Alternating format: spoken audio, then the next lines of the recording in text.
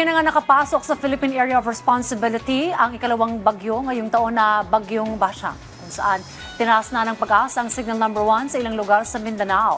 Alamin po natin ang iba pang detalye tungkol sa bagyo at sa maging lagay po ng ating panahon ngayong araw. Mula kay Pag-asa Weather Specialist Benny Estarea, magandang umaga po. Ano pong update sa ating panahon?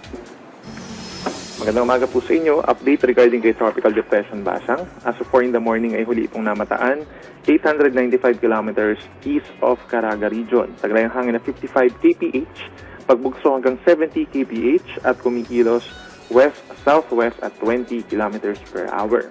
Maaari pong tumbukin ng bagyo itong eastern portion of Mindanao at maaari maglandfall po sa may Surigao del Sur either bukas ng late evening or sa madaling araw ng Friday. Friday naman po, inaasahang babagtasin ng bagyo ang Caraga Region, Northern Mindanao, timog na bahagi ng Visayas.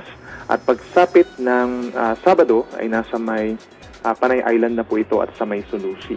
Sa araw naman po ng Linggo, nakalampas na siya ng Northern Palawan at sa may West Philippine Sea, posibleng humina pa ito bilang isang low pressure area. Sa ngayon po, nakataas ang Tropical Cyclone Wind, signal number 1 sa may Surigao del Sur at inaasahan natin maraming lugar pa po dito sa Visayas and Mindanao magtataas tayo ng wind signals. Highest wind signal natin is signal number 2, knowing na itong si Bagyong Basyang ay lalakas pa bilang isang tropical storm.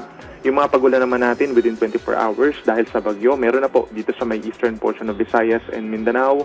Kaya't mag-ingat na po sa mga banta ng baha at landslides. Mas marami pang lugar sa Visayas, Mindanao and Palawan ang magkakaroon ng matitinding ulan, bunsod po mismo ng bagyo. But dito sa may southern Luzon, including Metro Manila, we're expecting po na magkakaroon din ng epekto dahil naman sa shear line o yung banggaan ng mainit at malamig na hangin. Kaya't mag-ingat na rin sa paminsan-minsang malalakas na mga ulan na nagdudulot ng baha at landslides. Para naman sa lagay ng ating panahon, itong bahagi pa rin po ng Eastern Visayas, Central Visayas, ngayong araw magiging maulan na.